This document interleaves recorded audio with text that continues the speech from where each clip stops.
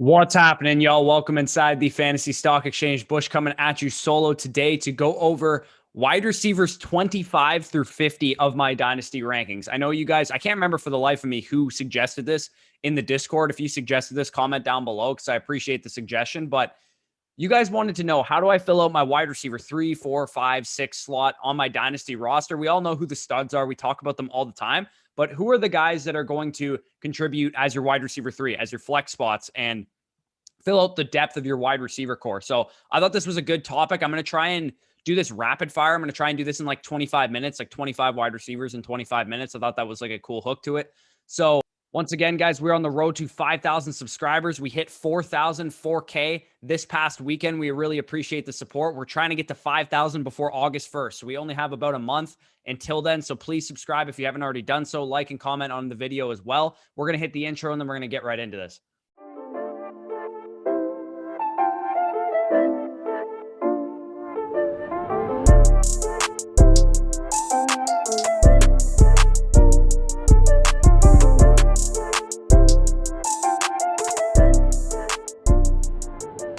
Okay, so wide receivers 25 through 50. Remember, these are tier-based, right? Don't go down to the comments as soon as you see something and start screaming at me that I have Jerry Jeudy ranked over Julio Jones, for example, because that's all going to depend on team composition. It's all going to depend on where you are with your dynasty team. If you're a rebuilding team, if you're a contending team, if you're somewhere in the middle, whatever the case is, that's why they're in the same tier, right? Because they can apply to a different situation. If you need to win now, I would take Julio Jones over Jerry Jeudy. If you need if you're in a rebuilding situation, I would take Jerry Jeudy over Julio Jones. It's all going to depend on team comp. So we're going to start first with who just missed out on this list, right? Who's my wide receiver 20 to 24 or so? And you guys can see that on the screen right now. You can see Deontay Johnson, Chase Claypool, T. Higgins, Cooper Kupp, some of the guys that just missed out on this list. So we're going to start right now at wide receiver 25. We have a rookie wide receiver. We have Devontae Smith. And you guys already probably should know our thoughts on Devontae Smith by now, given the fact that we went over an entire draft process about all these guys. But the long and short of it is that Devontae Smith is a unicorn level separator coming out of college, in my opinion. I think he is a Chad Ochocinco, Marvin Harrison level route runner, in my opinion. And when you look at the Philadelphia Eagles, here's the top 3 receiving yardage leaders last year in target separation per player profiler. Travis Fulgham was the leading receiver for the Eagles last year. He ranked 74th per player profiler in target separation. Greg Ward, 63rd. Jalen Reagor, 93rd. I don't give a fuck about his size. Honestly, I really could care less how big Devontae Smith is. The NFL is a different game now. It's not the same 1980s Ronnie Lott coming over the middle of the field to take your head off after you catch the ball. No, we've seen smaller receivers like Chad Ochocinco and like Marvin Harrison be successful due to route running. And they're slender guys. They weren't necessarily the shortest guys or anything. They were just slender in build. And I always say this, right? Young, talented receiver meets opportunity. Plus, we have the connection already with Jalen Hurts. Devontae Smith is a guy for a rebuilder, for a contender, whatever. I think this guy's going to be great right from the jump. He's going to get out to a hot start his rookie season, and he's going to continue. And I could see this dude being a top 3 round startup pick a year from now, because I really believe in the talent of this kid. And if it doesn't work out with him, he was the exception to the rule. So if it doesn't work out with Devontae Smith, then the BMI truthers can take their victory laps. So the next guy that we're going to get into, Courtland Sutton, my wide receiver 26. I'll try and talk about where I have them in relation to ECR as I go through this, but -3 spots in my rankings as compared to the expert consensus ranking. I think Courtland Sutton's a little overrated, in my opinion. I think he's a solid option. I think he's a good, wide receiver 3, wide receiver 4 for your dynasty team, especially in a rebuilding situation. I think he's one of the definitions of a rebuilding wide receiver. And you might not think that because he's like 24, 25 years old. But I think, in my opinion, his situation is going to improve, whether they get a new quarterback, whether it's Aaron Rodgers, Deshaun Watson, whatever happens in Denver at the quarterback position, or Courtland Sutton is a free agent after this year, and he might just sign with another team to a big, massive, wide receiver 1 type contract. I think his situation is bound to improve after this year. But in my opinion, this year, he does not have a super high ceiling. I don't think he's going to be the type of guy that can finish as a top 15, top 12, top 5 wide receiver in fantasy, because of his quarterback situation, because of who he's competing with for targets.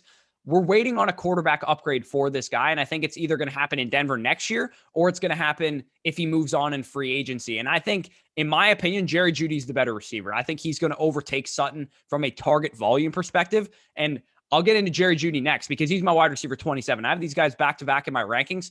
-3 on Jerry Jeudy in terms of ECR. I have some concerns in terms of his ceiling as well, especially this year.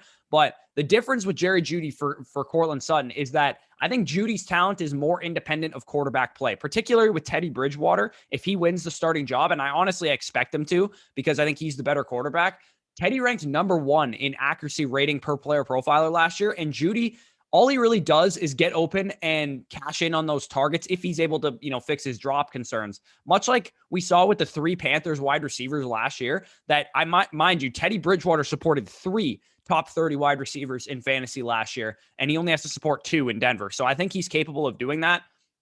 And when we look at reception perception and how Jerry Jeudy graded out, he was phenomenal against man and press coverage, 87th percentile, 75th percentile as a rookie wide receiver. Again, this is all receivers, not just rookies he ranked in those percentiles against man coverage. He was winning against man coverage at a 75% success rate, which is very, very impressive for a rookie receiver to be doing so. So if Teddy Bridgewater comes in, I think he's going to favor Jerry Jeudy as his favorite target because he's the guy that gets open. He's the guy that doesn't make Teddy Bridgewater force tight window throws. That's Courtland Sutton that does that job, right? So wide receiver 28, the next guy on the list, Julio Jones. Like I said, don't yell at me in the comments because I have Jerry Jeudy higher than Julio Jones. There's a big time difference in Dynasty, obviously, than there is in redraft because we have to take into account age and longevity and contract situations and things of that nature. So Julio Jones, in my opinion, should be a borderline top 15, top 12, top 10 wide receiver for the next 2 seasons. That's all I'm willing to project for Julio Jones because he is 31 years old, and that's worth a lot to a contender. I actually have gone out and made a trade for Julio Jones in our listener dynasty league. I believe I moved like 2 second-round picks and some young, pieces that are like considered fodder to me. I expect him and AJ Brown to absolutely dominate targets in Tennessee, right? They don't have anybody else. Their running back's a stud, but he doesn't catch the ball. So Julio Jones and AJ Brown, I expect a near 50% clip, and maybe even more, of the targets in Tennessee from a very efficient quarterback for the next few years. And with Julio potentially being the 3rd option for defenses to focus on. I repeat, Julio Jones might be the 3rd thing that defenses are worried about when they're thinking about the Tennessee Titans. Julio showed absolutely no signs of slowing down last year. When you look at his reception perception, he won routes at a very high clip in terms of the league average. He was above average in like 6 of his routes, only below average in 2 of them. He hasn't slowed down at all. He's 31 years old, but he's still the same player he was. If you're trying to win now, this is the premier asset to go out and acquire. Julio Jones is exactly the definition of a win now asset. And another win now asset that we're going to talk about next, wide receiver 29, Robert Woods, -2 spots in terms of expert consensus rankings. I think he's lumped right in with Julio Jones. If you need a win now receiver, Robert Woods is your guy. He isn't a high ceiling option like I think Julio Jones can be, but he'll probably finish much higher than I have him ranked right now, wide receiver 29. But you have to value the unknown to some degree, which is why I have some guys ranked ahead of him. But we might have a chance that Robert Woods might eventually eclipse his career high 8 touchdowns that he saw this year, 6 receiving, 2 rushing. Much like Julio Jones, I'm expecting a 2 to 3 year window for Robert Woods to be a top 15 wide receiver. But after that, we're in a bit more of a murky situation. I think for a contender, Robert Woods makes the perfect wide receiver 3, the perfect flex option to bolster your lineup. Because assuming you have great running backs, great quarterback, great tight end, couple other great wide receivers ahead of Robert Woods, he's a guy that's going to get you a consistent floor, has a couple spike weeks here and there, but he's not a guy that's going to win you your league necessarily. He's just a good, solid option for your wide receiver 3, 4, flex spot, whatever the case is. So the next guy we're going to talk about, Rashad Bateman, my wide receiver 30. I have him 6 spots higher than consensus. I did an entire thread on this dude. You guys know how much I love Rashad Bateman. The reason I have him so high is because I think this guy's the next AJ Brown. I think we saw the landing spot dip in terms of AJ Brown's value from his rookie season. We saw as soon as he was drafted to Tennessee, his landing spot took a huge impact on where he was being drafted in dynasty startups and rookie drafts. And we've seen a near identical slip in Bateman's ADP. And the difference, in my opinion, is that I don't think Rashad Bateman's landing spot is bad. I thought AJ Brown's landing spot was bad when it happened. I do not think Rashad Bateman's landing spot is bad. Rashad Bateman as a prospect checks every single box. He checks great film, great draft capital, great analytics. And now he goes to a situation with a secure future quarterback in Lamar Jackson, who, in my opinion, is a top 10 quarterback in the NFL, top 15 passer in the NFL for a top 5 scoring offense. And as mentioned in that thread, the Ravens passing offense will be more potent if Bateman is the player I think he can be. And I think the volume will go up as well. We saw last year when Stephon Diggs went to the Buffalo Bills, they ranked number 11 in the NFL in pass attempts after ranking bottom 5 in the NFL, bottom 8 in the NFL over the past few years before that. So Rashad Bateman's a guy that I'm buying completely at his value. Again, another great rebuilding asset who I think has a monster ceiling. We get into the tier 7 of wide receivers. You guys can see them on the screen there. We're going to start with wide receiver 31, Will Fuller, who I have 9 spots higher than consensus. And to be honest with you, I'm kind of surprised he's so low in consensus. Wide receiver 40, phenomenal last year. This guy was absolutely phenomenal last year. He had more fantasy points per game than Stephon Diggs through the 12 games that Will Fuller played. Number 1 in yards per target, number 1 in production premium, number 2 in fantasy points per target. No, I don't think this was just because of his PEDs, if anybody's thinking that. And Will Fuller signs a prove it deal last year, right? He signed, and following this season, right, he goes out and he signs a prove it deal. He could have stayed in Houston. He could have, whatever the case is, but he signed a prove it deal for a young quarterback in Tua Tagovailoa, who I still believe in. And I think Will Fuller and Jalen Waddle would be a great combo in the future if this works out for Miami this year. I think he has a chance to come out and perform right away as the number 1 target in that offense. He's already capable of handling number 1 corners. He did it last year, and he could sign a long-term contract in Miami. And I think that would be the best thing for him and for Jalen Waddle and for Tua Tagovailoa. And this could really, turn out to be a good offense in the NFL. And at the very minimum, I like buying Will Fuller ahead of his ADP because I think he has a lot of trade value, right? If he comes out and he does play well this year, he's going to hit free agency and he's going to get a bigger contract than he got last year. And you can definitely sell that fact, whether it happens or not. You can sell that at the end of the season that Will Fuller had a good year. He had 1,000 yards and 7 touchdowns or whatever. And you can be like, he's going to get paid in free agency. And whether it happens or not isn't going to matter because fantasy owners are going to be thinking like that. They're going to be thinking, oh, what if Will Fuller goes to the Packers, right? They're going to think of the best case scenario and you can sell Will Fuller and capitalize that way. Or you could just keep him and he could actually just be a great fantasy asset for the next couple of years. I think this is a guy that is great to be your wide receiver 4, wide receiver 5 for a contender or for a rebuilder, because I think he has good long-term value and good short-term value as well. So wide receiver 32, DJ Chark, -1 spot in expert consensus. I think he's one of the most boomer bust picks in fantasy, in my opinion. Like redraft dynasty, this guy could work out huge or he could fall flat on his face. We all know what the narrative is with DJ Chark. He had a great year in 2019, but it was boomer bust, right? Week over week, we didn't really know what we were getting. He was relying on touchdowns and big plays. But here's the thing with DJ Chark. If he was relying on touchdowns and big plays, wouldn't the generational quarterback that he just got as his upgrade from Jake Luton and Mike Glennon and Gardner Minshew the past couple of years, why are we surprised that he was inconsistent with that quarterback play? If Trevor Lawrence comes out and plays like Andrew Luck, plays like Justin Herbert, this is the biggest beneficiary of Trevor Lawrence, in my opinion, because he gets the highest value targets on the team. He's the red zone option. He's the downfield option. If Trevor Lawrence is the guy that I think he can be, and I think most people think he can be, why is DJ Chark not the next T.Y. Hilton, right? We've seen what T.Y. Hilton was without Andrew Luck. Is DJ Chark's version of T.Y. Hilton without Andrew Luck what we've seen the past couple of years? And once he has Trevor Lawrence in the fold, develops chemistry with him, is he going to turn into the next T.Y. Hilton? So DJ Chark, like I said, he could turn into the next T.Y. Hilton or he could fall flat on his face and be terrible for fantasy for the next couple of years. There's no in between with him. I don't think he's going to be a middling fantasy option. I seriously think he's either going to become elite or maybe not elite, but like a really great option or a really poor option. He's going to be inconsistent like he always has. So he's a guy, if you're feeling risky, he's a guy that I love taking a shot on, going out and trade for. So you could probably get him for like an early 2nd round pick and throw like Jalen Reagor on top of it, and someone will probably accept that. So DJ Chark's a guy I really like. Wide receiver 33, Elijah Moore. You guys know my obsession with Elijah Moore. I have him 8 spots higher than consensus. He was my favorite player in the entire draft, right? He lines up with my second favorite player in the entire draft in his quarterback, Zach Wilson. 600 yards his freshman season, competing with A.J. Brown, DK Metcalf, Dawson Knox, and DeMarcus Lodge.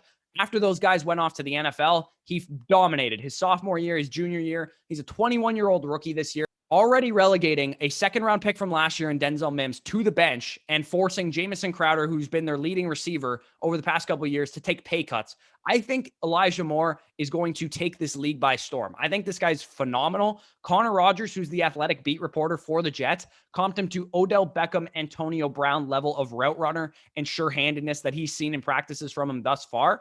We are not going to hear the end of Elijah Moore all summer. He's going to be talked up. We're going to see him in preseason games. His ADP is going up. Trust me, it's going to go up. And whether you believe in the kid or not, I think it's a good time to buy him because you can sell him if you don't believe in him. Or two, if you do believe in him, like I believe in him, I think this kid's going nuclear in his rookie season. I will be absolutely stunned if this guy's not the next Tyler Lockett. Excellent value at the early second round part of rookie drafts that you're getting him, and a great guy to trade for, worth shipping off veterans for, in my opinion. If you're going to trade, if you're a rebuilding team, right, you want to trade away a guy like Keenan Allen or a guy like Robert Woods or Julio Jones or something like that, and you want to try and acquire Elijah Moore plus a piece, maybe you can get Elijah Moore in a first rounder for Keenan Allen if you're trying to rebuild. I think that's a phenomenal trade to go out and make if you're tearing it down to the studs and trying to collect draft capital. So the next guy we're going to talk about, wide receiver 34, the guy I just compared Elijah Moore to. Tyler Lockett, still a guy that I'm willing to be bought into as a wide receiver 2 in fantasy. He's almost 29 years old, and a lingering Russell Wilson controversy is kind of sticking around, which is why I'm a little lower on Metcalf as well. This is another guy that I would lump into the Robert Woods, Julio Jones conversation for a contending team because the uncertainty beyond this year is scary, right? I'm not very high on Tyler Lockett going forward, but for this year, I think he's a good guy to go out and acquire. If you're a contending team, he's still young enough that he'll still have value going forward, but I think his peak value is this year. And we know he was uber inconsistent last year, right? Everybody knows the statistics. 42% of his production came in like 3 games or whatever the case is. It's a run-heavy offense. He's behind DK Metcalf. We know what the concerns are with Tyler Lockett. He's a sell candidate if you have him on your team currently and you're not contending.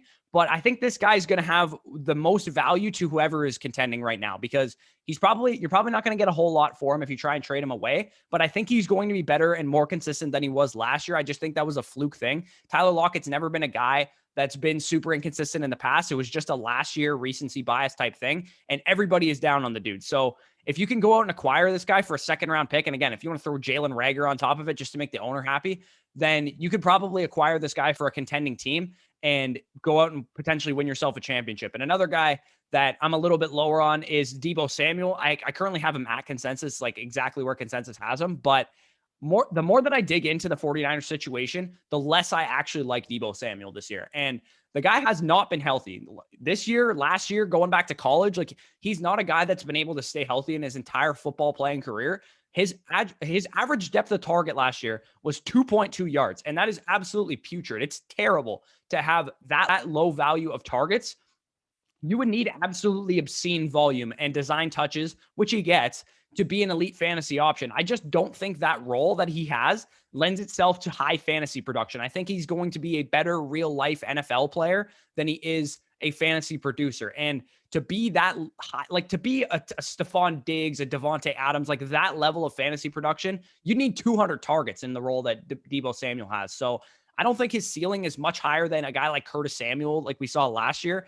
And I think he's a good flex play, but I think Ayuk is the guy that you want. And you guys know how much I love Ayuk. He's getting the alpha treatment. He's running the routes on the outside. He's getting the downfield, the red zone targets. And especially with Trey Lance coming in, who's a quarterback who had the highest average depth of throw of any quarterback in this draft class. And the fact that he runs the ball, which might take away from Deebo Samuel's role as well. He's not a guy I would be buying into. And I think if there's some hype that starts, going around about Deebo Samuel in the offseason coming up in training camp and in the preseason, he's a guy I'd be looking to sell. And I have him on our listener Dynasty League team. And unfortunately, everybody in that league can hear what I'm saying about him right now. I'm looking to sell the guy because I don't believe in him long-term. So I know I'm just ruining my trade value because everybody who's in that league listens to this channel, but that's the price you pay when you're running a YouTube channel. So wide receiver 36, the next guy that we're going to talk about, Jalen Waddle. I have him 7 spots lower than consensus. He's my wide receiver 5 in the rookie class as of yesterday. If you guys follow me on Twitter, you saw that I tweeted out that I moved Elijah Moore ahead of him because I couldn't live with myself if I didn't do it. So he's a phenomenal athlete, right? He perhaps the fastest and most twitchy receiver in the league, not named Tyreek Hill. His role is uncertain, though. I don't really know how they're going to use the guy. how well is it going to translate to fantasy points is also a question mark for me. I know it's really narrative street for me to say this, but there's a reason we like these alpha builds. There's a reason we like these prototypes because they're hard to screw up. And NFL coaches are not perfect. They're not going to use every player to the best of their ability. I don't think Jalen Waddle has alpha potential. I don't think he can be that number one receiver for an NFL team. I'm willing to be wrong on that. If he can turn into that, then that physical ability that we saw is definitely possible. But the guy's 23 years old. It's not like he's a 20-year-old raw player. I think he's already more developed than people give him credit for. And I think his value and his ceiling is overrated just a bit. So if you currently have Jalen Waddle on your team, I'm not like selling him or anything like that, but he's a guy that I think temper expectations for, because I think everybody thinks he's going to be the next Tyreek Hill, and I just don't think that's likely. So the tier 8, the next tier of receivers that we have here, we're going to start off with wide receiver 37, Laviska Shenault. I'm currently exactly at consensus with Laviska Shenault, but I am so hot and cold with this guy. I have no idea what to do with him on a day in and day out basis.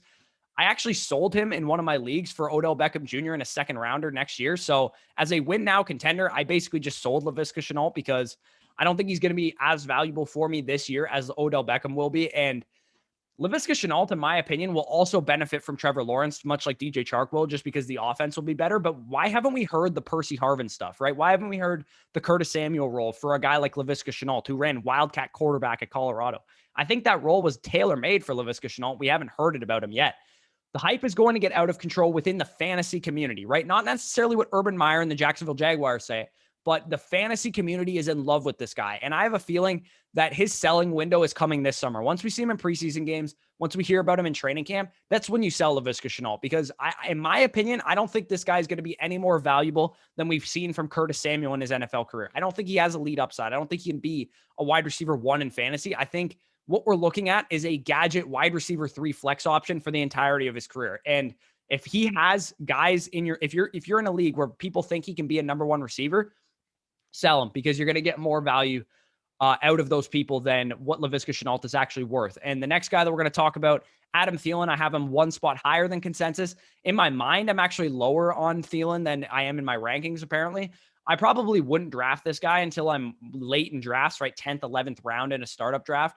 1 to 2 year window max is all I'm looking and expecting out of Adam Thielen. Don't expect those 14 touchdowns that he had last year on 108 targets. I really don't know what to expect out of Adam Thielen, because I think there's a couple of different, ranges of outcomes. One, Justin Jefferson goes nuclear, and Adam Thielen is the second target on a run-heavy offense where Dalvin Cook and Justin Jefferson are eating up all of the production. And then I think we're looking at another 100-target season for Adam Thielen, and he's probably only going to have 8 touchdowns just from natural regression. And then what is that worth in fantasy, right?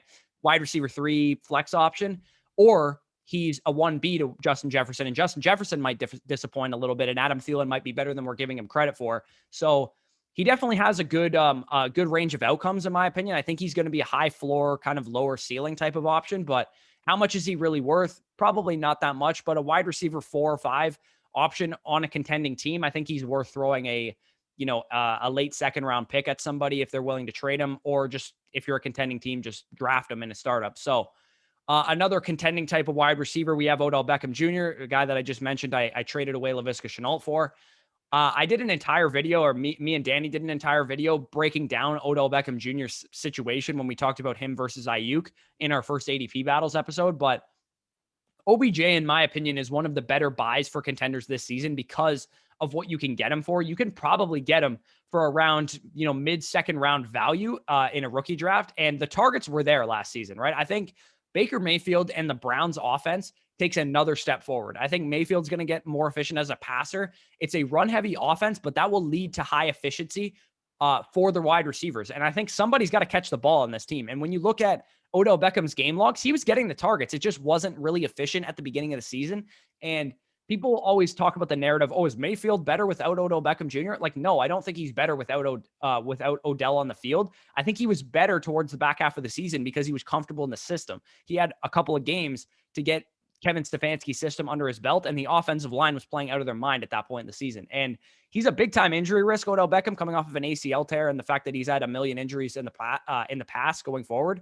But as a wide receiver 4, as a wide receiver 5 for a contender, I think he's a good buy. And in that league that I traded for him, I have Diggs, Evans, and Lockett as my top 3 receivers, and Beckham is my 4th receiver. And then on my bench, I have Ruggs, I have Elijah Moore, and I have some other young guys filling out my bench. So in that kind of, team composition, I really like what Odell Beckham presents because I think he's going to be a wide receiver 2 in fantasy this year. I don't think he has top 5 upside. I don't think he ever really has in the past couple of years that people tried to sell that. But I think he's a guy that can contribute to your team as a wide receiver 2, similar to the way that I see kind of Robert Woods' ceiling in his floor. So wide receiver 40, the next guy that we're going to talk about, Robbie Anderson. I have him 10 spots higher than consensus. And Robbie Anderson was excellent last year. He outproduced DJ Moore wholeheartedly for like 9 weeks of the season at the beginning of the year.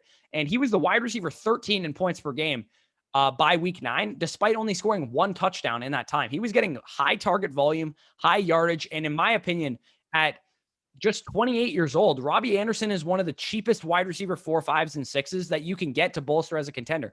Much like I just said about Odell Beckham, this is another guy that I would go out and acquire if you're trying to contend and you need another flex option in redraft. In my opinion, I think the Robbie Anderson versus DJ Moore conversation is a 1A, 1B situation. I do not think it's as big of a discrepancy as the ADP and redraft suggests right now. And the connection is there with Sam Darnold already, right? We've seen Robbie Anderson produce with Sam Darnold in New York. If Darnold works out, if he turns into, a league average or better quarterback, then Robbie Anderson might be re-signed. We could be looking at a very good asset for the next 3 to 4 years at just age 28 right now. So Robbie Anderson is a guy, like I said, who's another player that I think you can acquire for cheap, and he can really help out a contending team. Another guy that I really like as well, another guy that I'm higher on consensus, wide receiver 41 in my rankings, Corey Davis. Corey Davis was super efficient, right? Last year, he showed the talent that made him a former 5th overall pick in 2017. He was 8th in yards per target, 4th in yards per route run, 6th in fantasy points per route run, 19th in wide receiver estimated, 19th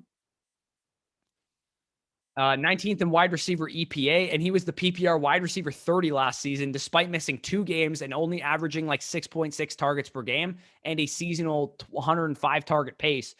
He signs a 1A, 1B type of contract for the Jets, and he's tied to a situation that I really believe in, right? I already talked about Elijah Moore. You guys know how much I like Zach Wilson.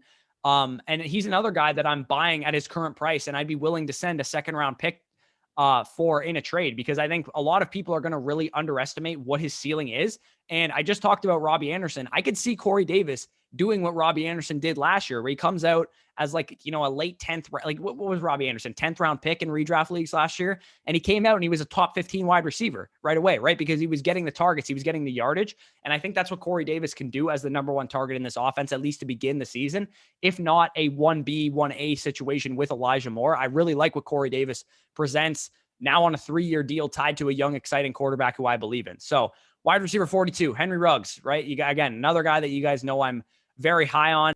I'm currently 11 spots higher than consensus on Henry Ruggs. I basically did an entire video on him, the sophomore bounce backs video that I did a couple weeks ago. I still believe in what I saw at Alabama. He was my wide receiver 1 coming out in the 2020 class. He's obviously not still my wide receiver 1. I have to pivot to some degree, but he put on weight this offseason for his new deep threat role. He's really training and getting stronger. Maybe he's used more in the short to intermediate game, and that's going to be the popular narrative with Ruggs. We need to get him more involved in the short to intermediate game. But even if he's not, the role he played at Alabama was the short to intermediate target. So to play the deep threat role that he played last year was new for him. That's not what he played at Alabama. Everybody thinks because he's fast, he played the deep threat role, but he had to get adjusted. And now he has a full season, a full off season to adjust to his new role. And I do think he's going to remain the deep threat. I talked about the Joey Galloway argument already with John Gruden, so I'm not going to go into that.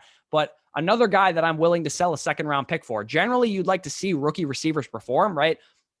We talked about the term face planners that the analytics community uses before, but I can understand why Ruggs didn't perform, right? There's a picture I can paint that he was in a new role this year. It was a bad team. The whole offense was injured. Doesn't mean I'm denying the fact that he didn't perform, right? He definitely should have been better last year than he was, but it just means I still believe in what I saw at Alabama from a talent perspective, and I did see the flashes of the talent in the NFL. So if Ruggs can put it all together this year, then he definitely has a chance to return value. If not, I'm probably going to be off him this. If he doesn't do it this year, I'm going to be off him because he doesn't really have that much competition for targets outside of Darren Waller. And the next young receiver that we're going to get into is Terrace Marshall, wide receiver 43 in my rankings.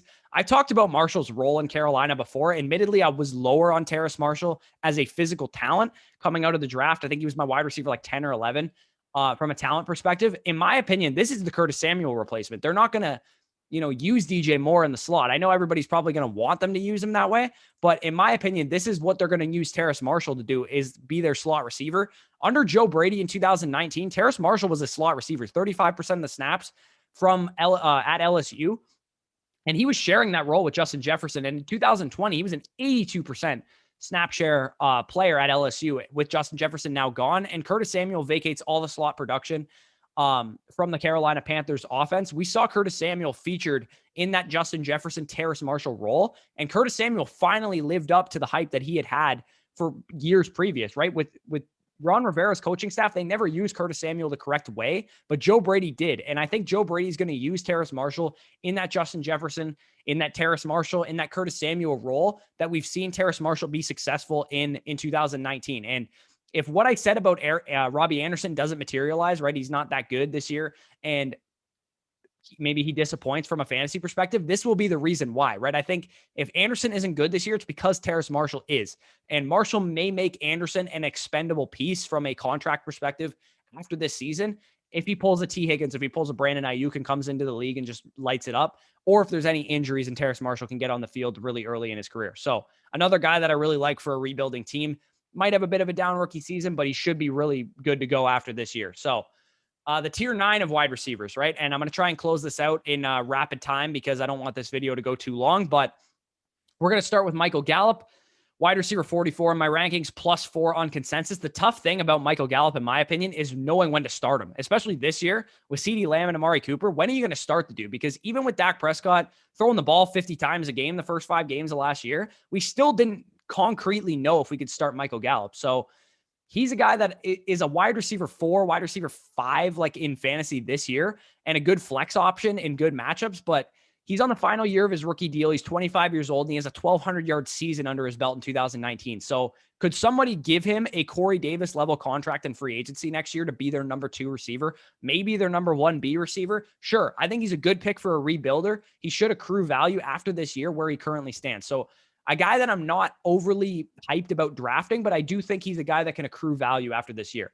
And I talked about him already, but Curtis Samuel, wide receiver 45 in my rankings, -3 to consensus, pretty much in a similar position that Michael Gallup is in now, right? Like what Michael Gallup is in now, Curtis Samuel was in last year. He should be the number 2 wide receiver in Washington, and he's there to siphon targets from J.D. McKissic. I put out a thread on the weekend talking about how the Washington football team can't afford to run their offense through J.D. McKissic and Logan Thomas again this year because they simply weren't effective in those roles. They finally have a slot receiver on this team. They had so many Sims last year that they might as well have had a green diamond on their head. And we might as well have been playing the Sims 2 video game because Steven Sims, Cam Sims, none of these Sims got it done. And Curtis Samuel is there to replace those guys as the slot receiver. I think he's a good depth receiver for a contender, should be a consistent flex option, similar to what we saw from him last year in Carolina. Maybe he has a bit higher of a ceiling because he's not competing with 2 big targets on his team, but I still don't think this guy is going to be a guy that returns much higher than like wide receiver 20 in fantasy this year. I think that's probably his ceiling, and that's fine if he's your, 3rd flex option, especially in deep leagues where you got to start a lot of players. He's a guy that I really like in those kind of formats for a contender. So wide receiver 46, Michael Pittman Jr., -2 in consensus. He falls into the Henry Ruggs category for me. I believed in him coming out, but he kind of face planted, right? I always say the phrase young and talented receivers meet opportunity when I'm talking about Devontae Smith, when I'm talking about Rashad Bateman. I said it about Pittman last year, and what he did towards the end of the year gives me a little bit of optimism. He had 6 in 6 of his last 9 games. He saw 5 targets or more. He was able to start commanding some targets, but he didn't have a Waller or a Nelson Aguilar even to compete with on his team like Henry Ruggs did. It was wide open for him, right? Paris Campbell got injured. T.Y. Hilton was in and out of the lineup. He didn't produce. That's what the bottom line is of Michael Pittman Jr. If he was a super talented player, he would have came out and produced with that opportunity last year. We talk about Brandon Ayuk having everybody out of the lineup, but at least Ayuk produced. Michael Pittman didn't. And hopefully he can be that Alshon Jeffrey-like target for Carson Wentz and what he's familiar with, but it's do or die for Michael Pittman this year. I know he's a young player, but if he doesn't do it this year, this is a guy that's going to lose a lot of value going into next year. And we could be looking at it like a N'Keal Harry situation if he doesn't do it this year. And if he doesn't do it, they're going to go out and sign a guy. They're going to go out and sign Chris Godwin or Allen Robinson or draft a guy or whomever next season because Michael Pittman, in my opinion, isn't going to get another chance after this year if he can't do it. Speaking of not getting another chance, in my opinion, Wide receiver 47, all the way down at wide receiver 47, Juju Smith-Schuster, minus 15 spots on consensus. The only reason that he's even this high for me is because people still value this guy, right? I'm sure somebody's going to give me shit in the comments for putting Juju Smith-Schuster this low. Not me. This is the number one sell candidate if he's on any of my rosters, and thank God he's not, because Juju was reduced to a Sterling Shepard level role last year. When you look at his reception perception, 4th percentile win rate against man coverage, 6th percentile win rate against press coverage. This dude simply couldn't get it done when he was actually matched up on the outside. He's a slot receiver. That's what he's been his whole career. It's what he's completely reduced to now, and he's going to win against zone coverage. When you look at his route tree and what his successes were against man coverage and against certain route concepts, he was only successful in the short game, right? What kind of upside are you getting from a guy who had 130 targets last year and couldn't even finish inside the top 20 wide receivers? Anyone who thinks he still has upside is fooling themselves. So use next year, the promise of next year, as an opportunity to sell this dude. He's on a 1-year deal. Maybe he gets, catches some fire early in the season, has like a touchdown or two early in the season, sell him. Maybe he'll cash out in free agency, right? That's what you got to tell the other owner, right? Oh, if he has a good year this year, he's going to get paid in free agency. I don't think that's going to happen. So if you could sell that, future to the Juju Smith-Schuster buyer, then you can sell him for a 2nd-round pick. I would take a 2nd-round pick all day and twice on Sunday for Juju Smith-Schuster right now. Give me Deontay, give me Claypool this year and long-term by a country mile over Juju Smith-Schuster. I don't want anything to do with this guy. Wide receiver 48, Darnell Mooney, +5 in consensus for my rankings. I love what Darnell Mooney presents, and everybody's going to sell Darnell Mooney as a huge breakout, including myself, right? I think he definitely has a good chance to break out this year, but I'm going to present the negative side of the coin for the next minute or so. Remember the draft capital, right? Last year, we saw Darius Slayton do something very similar to what Darnell Mooney did his rookie year, and Darius Slayton came out his 2nd year, didn't perform, and was replaced quickly. People will sell Darnell Mooney based on his age, but the harsh reality of a 5th-round rookie receiver is that if he doesn't do it this year, they're going to sign replacements, right? If Allen Robinson moves on in free agency and Darnell Mooney has a lackluster second season, they're going to draft another guy. They're going to sign Chris Godwin. They're going to, whatever the case is, they're not going to just entrust Darnell Mooney in a starting receiver role if he hasn't earned it. And when you look at his success rate versus coverage, per Matt Harmon's reception perception, he was good against man coverage. 66th percentile is good, but against press and zone, he wasn't that good. So I know he was good against man coverage, and he made Jalen Ramsey and Carlton Davis look stupid, but I don't think he's some elite receiver that some people might bill him as. So the opportunity is there, but it's up to him to go out and run with that opportunity. So he's a guy that I like as a breakout candidate, but don't think it's an automatic breakout. Like, it's not screaming at me that he's going to break out next year the way that a Brandon Ayuk is screaming at me. He's a guy that could break out, but he could definitely also pull a Michael Pittman next year. So wide receiver 49, De'Ami Brown. I have De'Ami Brown 20 spots higher than consensus. I'm not sure why he's so low in consensus. He's currently wide receiver 69, nice in consensus, but he's a guy that I really like to acquire as a lower cost acquisition for rebuilders. He has the opportunity in front of him to carve out a role as a deep threat in this offense early. And Ryan Fitzpatrick has gravitated towards those type of players in the past, right? We've seen him feed Devontae Parker. We've seen him feed Deshaun Jackson in previous stops in recent years. And De'Ami Brown, in my opinion, he was my wide receiver 6 from a talent perspective in my own model. And I comped him to DJ Chark. I think he has that kind of downfield ability, and he produced a lot in college, right? As a young sophomore player, he had 1,000 yards, definitely tends to translate, especially in opportunity-rich environments, which is what I see in Washington. Outside of Terry McLaurin, Curtis Samuel hasn't done anything for this coaching staff, right? Scott Turner, Ron Rivera, they've misused this guy in the past. And for De'Ami Brown, is the alternate reality, right? If Curtis Samuel doesn't produce, I think it's because of De'Ami Brown. Similar to what I said about Robbie Anderson and Terrace Marshall, I think one of these guys is going to hit. It's either going to be Curtis Samuel or it's going to be De'Ami Brown. And what does hit mean? Probably a wide receiver 3 flex option at most. But the question is which guy actually hits. And De'Ami Brown to me is where I'm at current cost right now, is where I'm betting on the hit. And Rondale Moore, the final guy that we're going to talk about, wide receiver 50 in my rankings. I've been lower on Rondale Moore the entire process, right? You guys know I wasn't high on him from a talent perspective coming out of Purdue. The landing spot seems good in theory, but I don't know if Cliff Kingsbury is actually a good enough coach to use Rondale Moore correctly. Rondale has always been a guy that I've questioned for fantasy purposes, right? We're talking about fantasy football. How many targets is a guy like Rondale Moore, a 5'7", 190-pound receiver, going to command, right? He's not a guy that's going to be an alpha receiver. He has an alpha receiver already on his team that's going to command a big share of targets. He's going to need to be a slot receiver in the NFL, and he has Christian Kirk, who profiles as a slot receiver as well on his team. And I don't think Christian Kirk is the greatest player in the world, but he could definitely hold off Rondale Moore from a slot receiver role. He has AJ Green playing on the outside. It's a very crowded receiver room. Just like a kid at recess is what I've compared Rondale Moore to. He's just faster and more elusive than everybody. And to me, that screams special teams player. That screams get him the ball in space. But how many times do those players actually work out as elite fantasy options, right? Tavon Austin, same exact player as Rondale Moore. How many times have you wanted to start Tavon Austin in your fantasy lineup?